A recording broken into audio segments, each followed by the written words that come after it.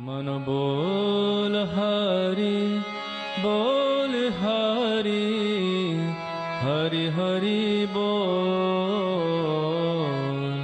गोविंद माधव गोपाल बोल।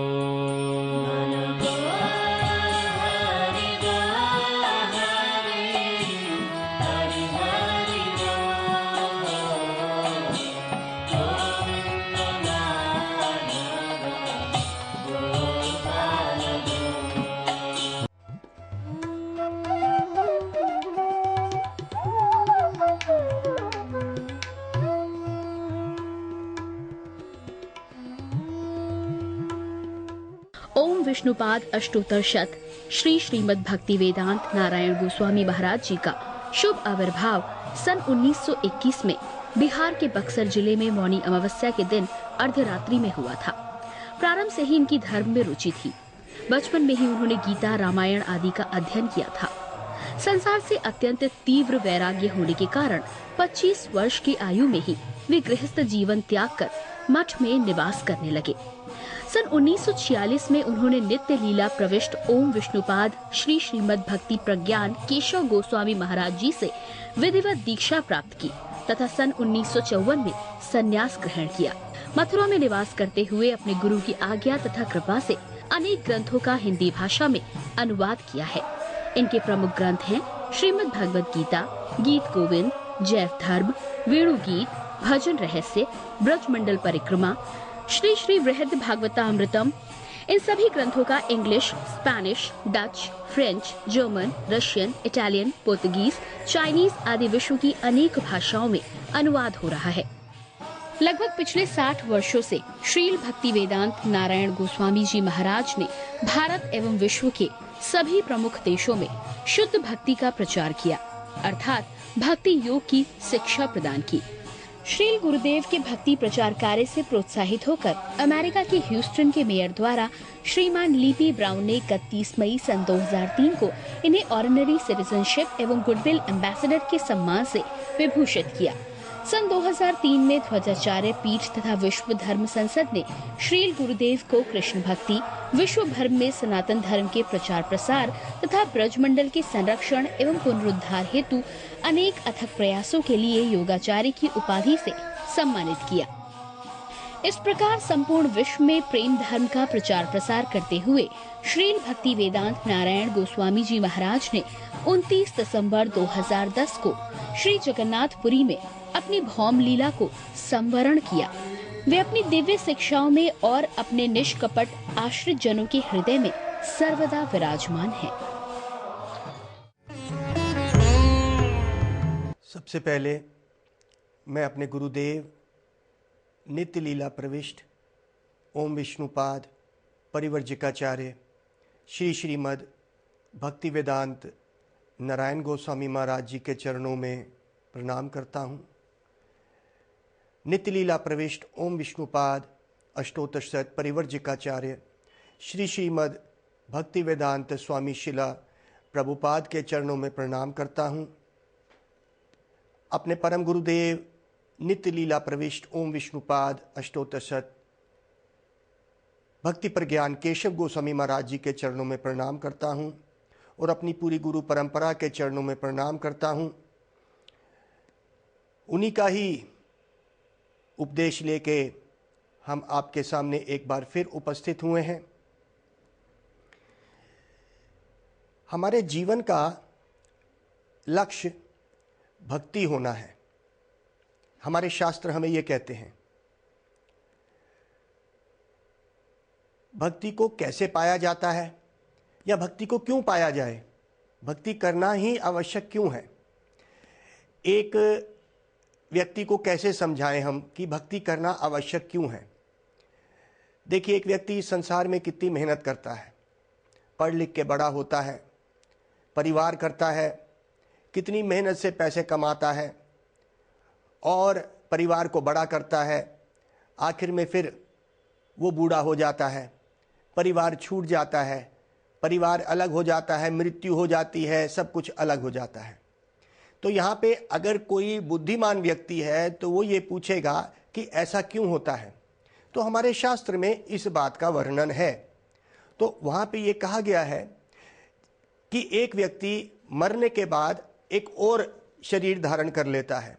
जैसे भगवान ने भगवद गीता में कहा है दूसरे अध्याय में ही, वसंसी जरानी यथा वहाए नवानी ग्रहंती नरो अपरानी तथा शरीरानी वहाए जरन्या नवानी ग्रहंती नवानी देहि। वसंसी वस्त्र, वसंसी जरानी, जब पुराने हो जाते हैं वस्त्र तो एक व्यक्ति उन पुराने वस्त्रों को छोड़ के नए वस्त्र धारण जिस तरह करता है, यथा वहाय, जिस तरह वो छोड़ देता है पुराने फटे वस्त्रों को और नए वस्त्र धारण करता है, उसी प्रकार जब ये शरीर बूढ़ा हो जाता है या पुराना हो जाता है, अर्थात बूढ़ा होने पे एक आत्मा इस शरीर से चली जाती है। यथा वहाय नवानी ग्रहंती नरो अपरानी, जैसे ही पुराने वस्त्र छोड़ के नया वस्त्र धारण करता है, उसी प्रकार आत्मा भी इस शरीर को जो पुराना हो गया, जरा मतलब बूढ़ा हो गया,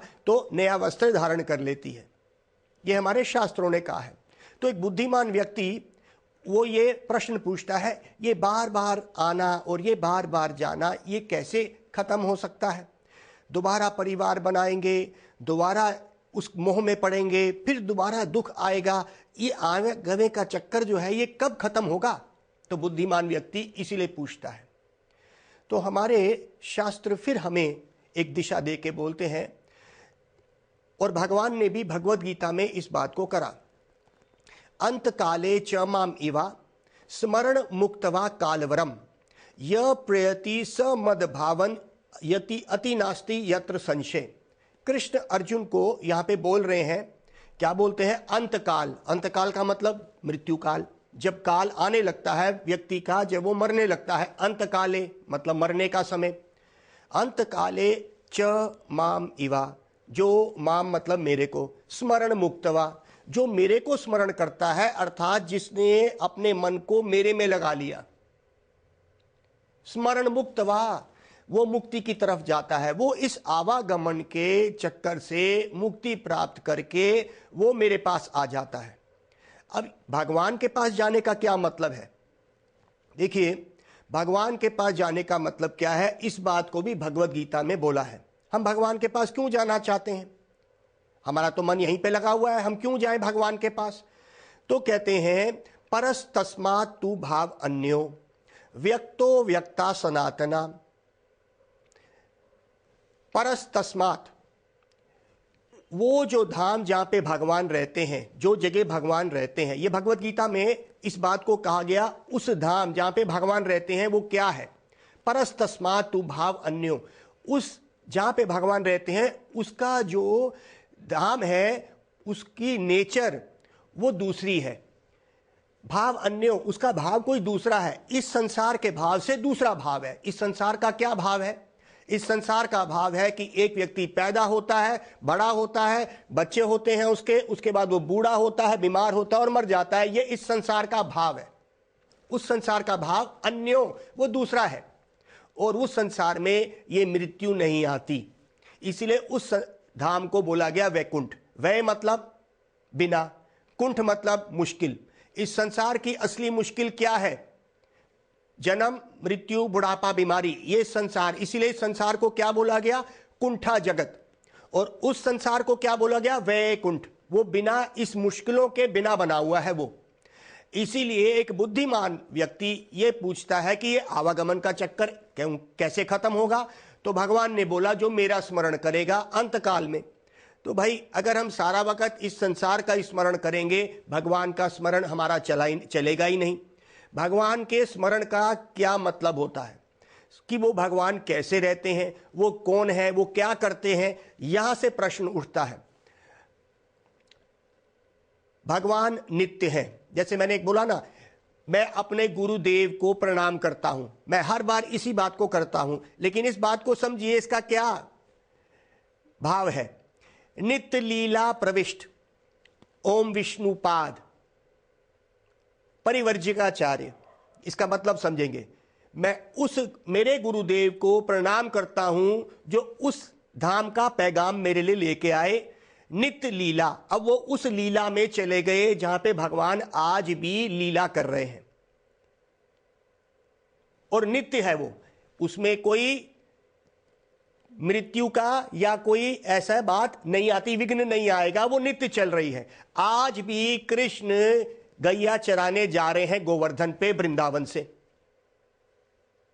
क्या मतलब है? हमें दिखता है नहीं, लेकिन जो शुद्ध हो जाते हैं उनको ये लीलाएं दिखनी शुरू हो जाएंगी। या तो हम बोले भगवान कुछ नहीं कर रहे, ऐसा हो सकता है? नहीं, भगवान क्रिया कर रहे हैं और उनकी लीलाओं में हमारे गुरुदेव उसका पैगाम लेके आए थे और आज कहां पर है? मैं उन गुरुदेव को प्रणाम करता हूं, नित्य लीला प्रविष्ट, जो उस लीला में प्रवेश कर चुके हैं और वहां पे कृष्ण की सेवा कर रही हैं। इसलिए कहते हैं, क्या बोलता हूं मैं जब प्रणाम कर रहा हूं? नित्य लीला प्रविष्ट ओम विष्णुपाद, जिन्होंने विष्णु के चरणों को उन्होंने शरण ली और कृष्ण की लीलाओं में प्रवेश कर लिया। परिवारजिकाचार्य, और उनका पैगाम इस संसार में वो लेके आए थे।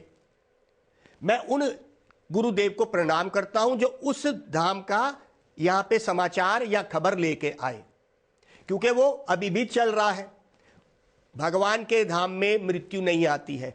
तो जो लीला हम इस संसार में उसी संसार को कॉपी करते हैं। वो एक तरह से हम सोचते हैं, क्योंकि आत्मा जो है अमर है, वो कभी भी नहीं सोचती कि खत्म होगा, इसीलिए क्योंकि उस संसार को भूल गई वो, और इस संसार में अपना यही सोचती है ये नित्य है। जो बुद्धिमान व्यक्ति होता है वो ये समझता है कि अब मैं क्या करूं। तो भक्ति को पाके, अर्थात जब हम भक्ति से अपने मन को क्या करेंगे? ट्रेन करेंगे। हम अपने मन को ट्रेन करेंगे कि वो भगवान के बारे में समझे या सोचे भगवान कौन है। तो हमें क्या करना पड़ेगा? भक्तों का संग करना पड़ेगा जो उस धाम का समाचार लेके आए, ताकि मन उनको याद कर सके। आप एक व्यक्ति को कैसे याद करते हैं? जैसे मान लीजिए आपका कोई भाई है या बहन है या आपका कोई बेटा है, उसको कैसे याद करते हो? उसका नाम बुलाते हो तो वो आएगा, फिर वो ऐसे खाता है, ऐसे पीता है, ऐसे वो चलता है, वो ऐसे बोलता है। ठीक है, उनकी सब बातें याद करेंगे ना आप। उसी तरह से कृष्ण को कैसे याद करेंगे? तो हमारे गुरुजन उनका समाचार लेके आते हैं, और ये जो शास्त्र हैं, पुराण, वेद, उपनिषद, भागवत, ये हमें उस धाम का समाचार देते हैं। और बुद्धिमान व्यक्ति इस संसार की अनित्यता को देखते हुए, और भगवान ने इस संसार की अनित्यता को बोलते हुए बोला, परस्तस्मात् तु भाव अन्यो व्यक्तो व्यक्ता सनातना सम सर्वेषु भूतेषु नश्यत्सु न विनाशति। ये संसार विनाशशील है, वो संसार अविनाशी है, वो विनाश नहीं होता। तो हम ऐसी जगह जाएं जहां पे एक ही बार हम जाएंगे और ये जन्म मृत्यु का बंधन हमारा छूटेगा। तो ये भक्ति कौन कर सकता है? भक्ति से मन की ट्रेनिंग होती है, भगवान एक सत्संग होता है, शुद्ध भक्त का संग होगा और हमें उस धाम का खबर मिलेगी, हम उसका सोचेंगे। तो हमें सबसे पहले तो दुर्लभ होता है एक शुद्ध भक्त का मिलना। आज हम उस बात को करेंगे। शुद्ध भक्त का मिलना भी एक बहुत ही दुर्लभ वस्तु है। आजकल तो लोगों ने धंधा बना के बता दिया, अरे हम बताते हैं खबर उनके पास कुछ नहीं है, लेकिन उनको इस संसार की भोग वासना की खबर है, इसलिए वो हमें गुमराह करके हमसे पैसे ले लेते हैं, हमको पीछे लगा लेते हैं। लेकिन उस संसार की खबर कौन देगा? एक शुद्ध भक्त ही दे सकता है उस संसार की खबर। तो ये भक्ति करने के गुण क्या है? भक्ति करने के गुण क्या है? कोई बच्चा भक्ति करने शुरू करता है तो माँ बाप बोलते हैं, अरे भक्ति आसान चीज नहीं है, ये बच्चों का काम नहीं है, छोड़ो छोड़ो। और कोई बच्चा लग भी जाता है तो बोलेंगे, अरे भैया कहीं ये ना हो घर छोड़ के चले जाए, इसलिए इसको भक्ति नहीं करनी चाहिए।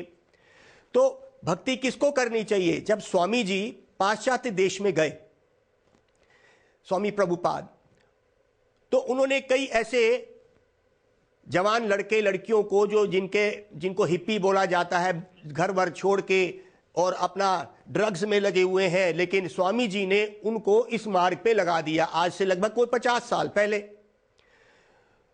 तो जब किसी इंटरव्यू में स्वामी जी गए, उन्होंने कहा कि स्वामी जी आपने इन बच्चों को इस मार्ग में लगा दिया है, ये तो जवान है अभी, ये जो भक्ति का काम है ये बूढ़ों का काम है।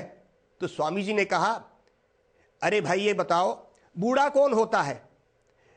तब उन्होंने, जो जर्नलिस्ट पूछ रहे थे, तो उन्होंने कहा कि बूढ़ा वो होता है जिसकी कमर टेढ़ी हो गई, जो डंडा लेके चलता है और जिसके मुख पे कई तरह की झुर्रियां पड़ गई हैं, तो इसलिए उसको बूढ़ा कहेंगे हम। तो स्वामी जी ने कहा नहीं, बूढ़ा वो व्यक्ति है जो मृत्यु के निकट है।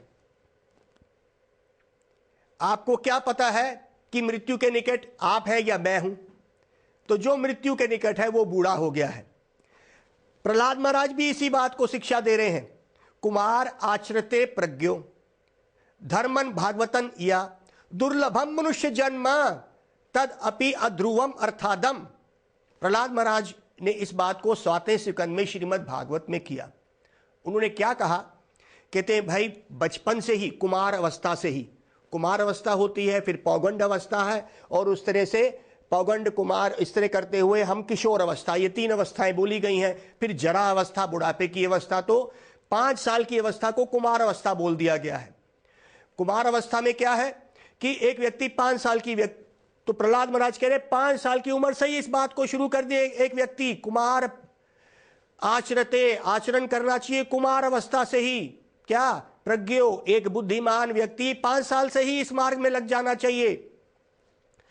धर्मन भागवतन इहा, इस धर्म के मार्ग में उसको लग जाना चाहिए 5 साल की उम्र से ही।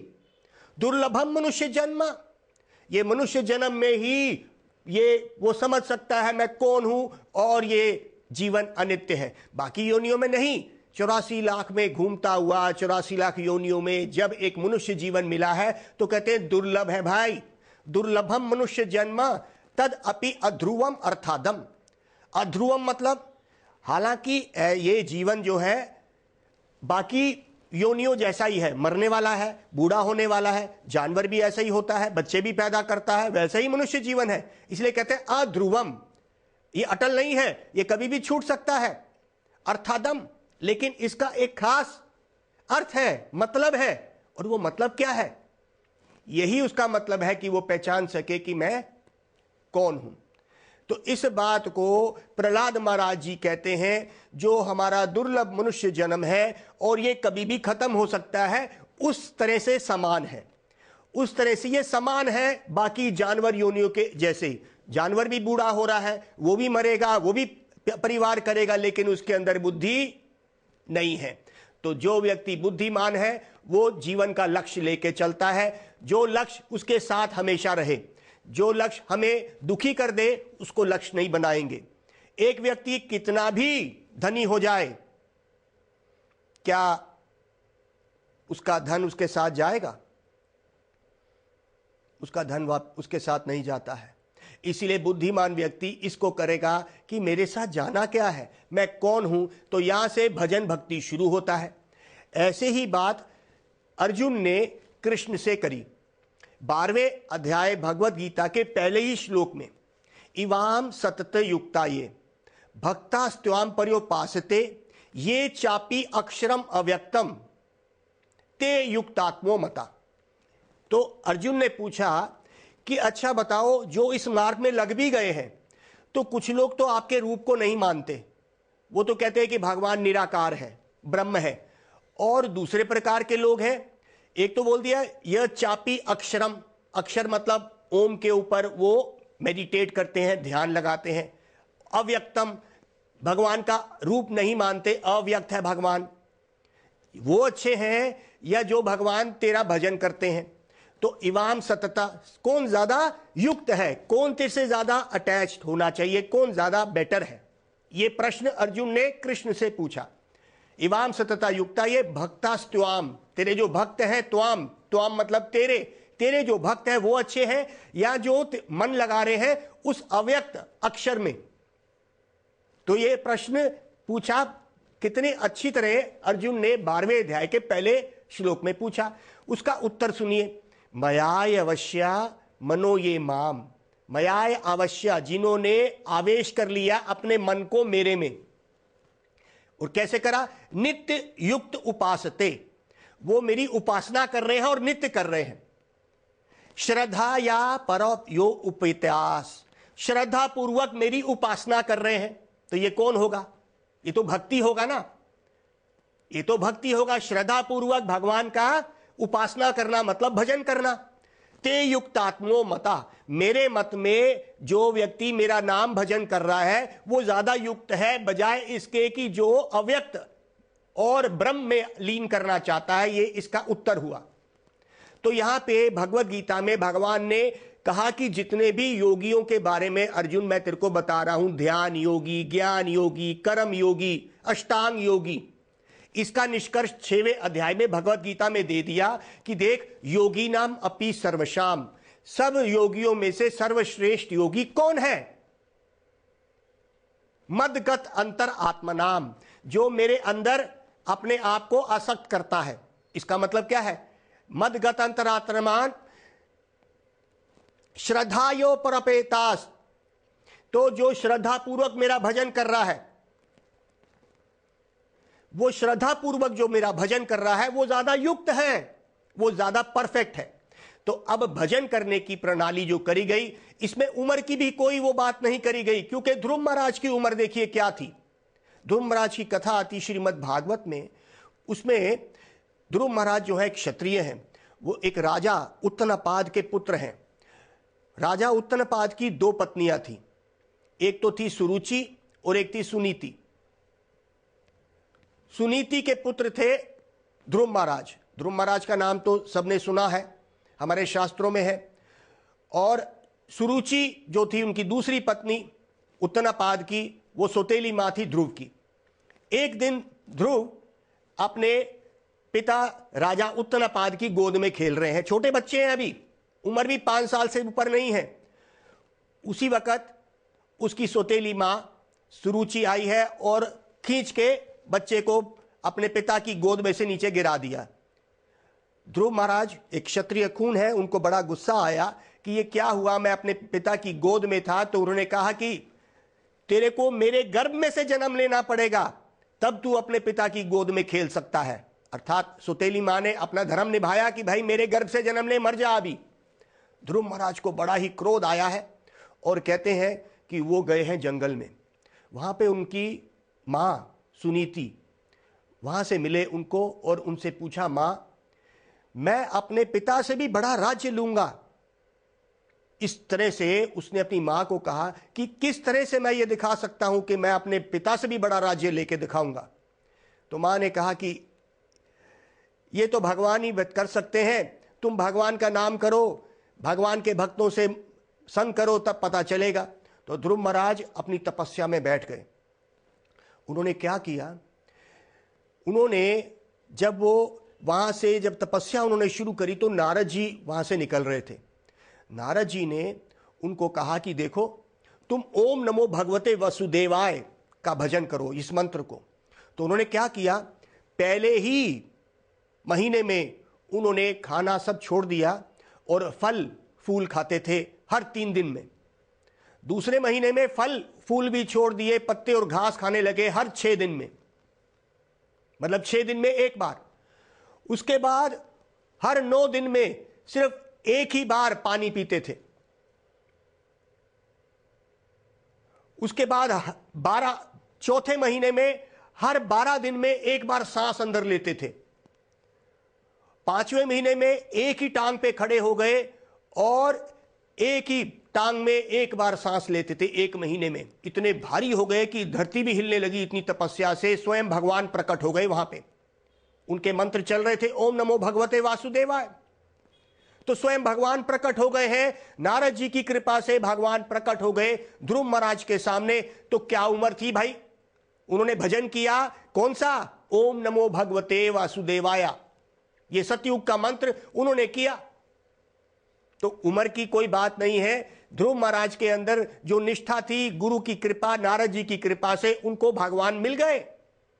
तो कहते हैं कि भाई ये जो भक्ति है ये किसी भी व्यक्ति को कर लेनी चाहिए, क्योंकि इसमें कोई गुण की कोई आवश्यकता नहीं है। एक व्यक्ति को सिर्फ एक श्रद्धा चाहिए, भक्तों का संग चाहिए। तो कहते हैं कि भाई बिना भक्तों के संग के भक्ति नहीं आती। भक्तिस्तु भगवत भक्त संगे न परिजायते। भगवान की भक्ति अर्थात उस धाम का जो ज्ञान है कि भगवान कौन है, कैसे रहता है, तो गुरुदेव उस खबर को लेके आए जिस खबर को हम आपको दे रहे हैं। क्या गोपियों का प्रेम जो कृष्ण के साथ था, आज पूरा जग उसकी महिमा को गा रहा है, क्योंकि भगवान ने स्वयं कह दिया गोपियों को, न पार्यो हम निर्बद्ध सयुज्याम स्वसाधुकृत विबुधायुष्य पीव। भगवान ने कहा, ओ गोपियों, जो तुमने मेरे लिए कर दिया, न पार्यो हम, उसका पार मैं नहीं पा सकता हूं। जो जितना प्रेम तुमने मेरे लिए कर डाला, तुमने सब कुछ छोड़ दिया, तुमने अपने पति ससुर सब कुछ बच्चे छोड़ के तुम आ गए मेरे पास, और इतना प्रेम जो तुमने मुझे किया है, इतना मैं भी तुम्हें नहीं कर पाया। तो गोपियों के पास क्या था? कौन सा ज्ञान था उनके पास, या कौन सी तपस्या उन्होंने कर दी? सिर्फ एक भक्ति का भाव, श्रद्धा, प्रेम के साथ कृष्ण पकड़े जाते हैं। तो भक्ति का मतलब प्रेम होता है। जो प्रेम संबंध हम इस संसार में दिए हैं, कर्माणि अर्भमानानम दुख हत्याय सुखाय च पाश्चेत पाविपर्जसम मैथुनी आचरणम निर्णम। भागवत, श्रीमद् भागवतम।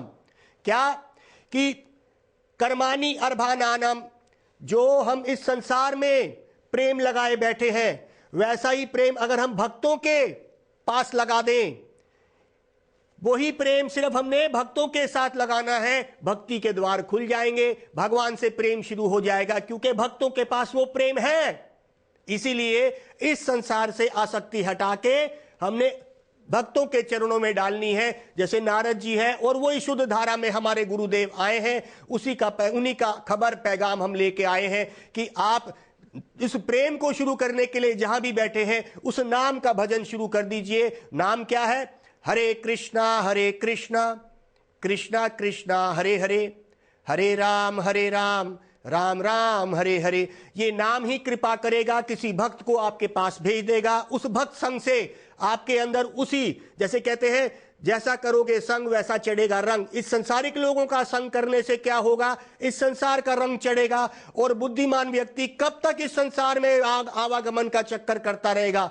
फिर वापस आना, फिर पैदा होना, फिर बड़े होना, फिर बूढ़ा होना, और ये संसार का आने जाने का चक्कर, इसको खत्म करना है। तो कहते हैं ब्रह्मांड भ्रमेति कौन भाग्यवान जीव, गुरु कृष्ण प्रसाद पाए। गुरु और कृष्ण की कृपा से ये आने जाने का चक्कर खत्म होगा। ये कौन है? ब्रह्मांड भ्रमेति मतलब ब्रह्मांड में घूम रहे हैं कितनी योनियों में। अगर खत्म करना है तो यही आप नाम जप करिए, जरूर किसी भक्त की कृपा होगी और भजन शुरू हो जाएगा। और आप मेरे साथ दोबारा दोहराइए, हरे कृष्णा कृष्णा कृष्णा हरे हरे, हरे राम राम राम हरे हरे। गौर प्रेमानंदे हरि हरि बोल। मन बोल हरि बोल हरि, हरि हरि बोल। गोविंद माधव गोपाल बोल।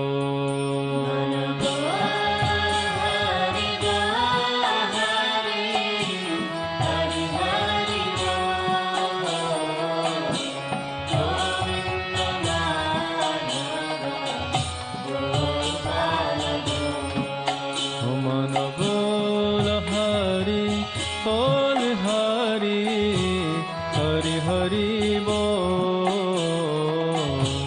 गोविंद माधव गोपाल बोल। মনের আনন্দে ও ভাই বলো হরি বল।